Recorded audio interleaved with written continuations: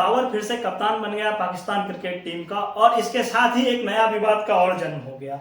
विवाद यह है कि पाकिस्तान क्रिकेट बोर्ड ने एक स्टेटमेंट दिया शाहीन अफरीदी के नाम से कि उन्होंने क्रिकेट बोर्ड को थैंक्स कहा है कि जो आपने मुझे अपॉर्चुनिटी दिया इसके लिए थैंक्स, और मैं बाबर को अच्छा जो है ना लक विश करता हूं। शाम आते आते खबर पाकिस्तान से अनऑफिशियली ये खबर आती है कि शाहीन ने ऐसा स्टेटमेंट ही नहीं दिया है। शाहीन का कहना है कि वो दिन भर सो रहे थे और उन्होंने ऐसा कोई स्टेटमेंट नहीं दिया, बिना उनके कंसेंट के ये स्टेटमेंट पीसीबी ने छाप दी, और वो पीसीबी पे कुछ कार्रवाई करना चाहते हैं। ये तो वही बात हो गया कि मैं किसी कंपनी में जॉब कर रहा हूं और मैं अपने बॉस पे कार्रवाई करूं, ये तो खैर संभव नहीं है। और चूंकि ये अनवेरिफाइड सोर्स से आए हैं, ऐसे सोर्स नहीं है। सोर्स वो है कि जो उनके जर्नलिस्ट हैं उन्होंने इस बात को कोट किया है, शाहीन को कोट करते हुए ऐसा कहा है। शाहीन का ऐसा किसी भी जो है ना प्लेटफॉर्म पे स्टेटमेंट नहीं आया है, लेकिन चूंकि अगर उनके जाने माने जर्नलिस्ट फैजान लखानी या कादिर ख्वाजा जैसे लोगों का स्टेटमेंट है तो इस बात में कहीं ना कहीं सच्चाई तो होगी। अब बात यह आता है कि लोग कह रहे हैं कि वो पीसीबी से बहुत नाराज हैं, पीसीबी के इस हरकत पे कि उन्हें अचानक से जो है ना कप्तानी से हटा दिया गया। तो सवाल बनता है कि आप क्यों नाराज हैं? आपको कप्तानी कैसे मिला था? आपको कप्तानी भी तो इसी तरह से मिला था। एक वर्ल्ड कप जहां पाकिस्तान टीम फ्लॉप हुई थी, पूरा का पूरा टीम फ्लॉप हुआ था। आप उसमें सबसे फ्लॉप बॉलर में से एक थे। आपके पास दिखाने के लिए 16 विकेट तो है, लेकिन आपके 16 विकेट कब आए हैं सब जानता है। विकेट आपके तब आए जब कभी ऑस्ट्रेलिया ने 350 कर दिया और कभी श्रीलंका ने 342 कर दिया। खैर वो मैच आप जीत गए, वो एक अलग बात है, लेकिन विकेट आपके तब आए हैं जब ऑलमोस्ट गेम से बाहर हो चुकी थी पाकिस्तान, आपने तब विकेट लिया है।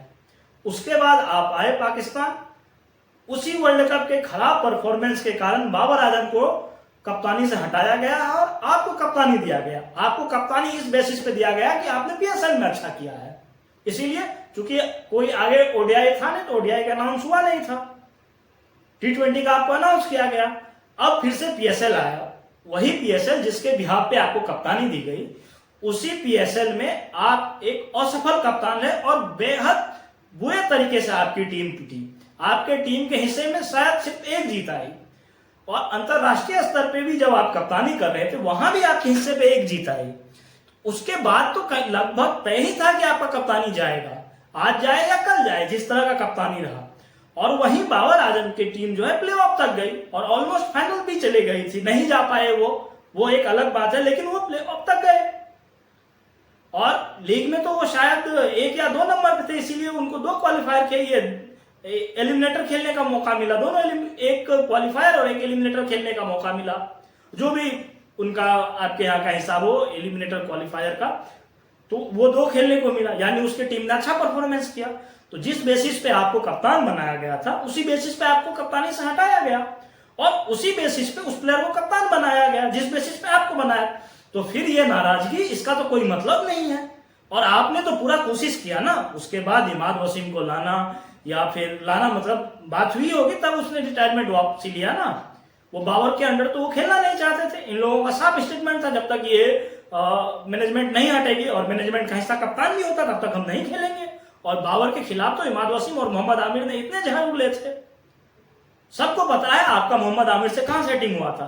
जब आप डेजर्ट वाइपर के लिए खेलने गए थे, वो जो मुस्कुराती हुई फोटो थी, वो फोटो कुछ कह रही थी, लोग समझ नहीं पा रहे थे, लोग यूनिटी बात कर रहे थे, लेकिन वो यूनिटी था किसी एक को बर्बाद करने के लिए, एक आदमी जो आप पे सबसे ज्यादा विश्वास करता था।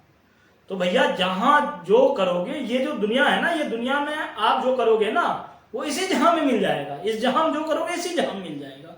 वहां ऊपर का क्या हिसाब होगा वो अलग बात है, वो ना हमने देखा है ना आपने देखा है।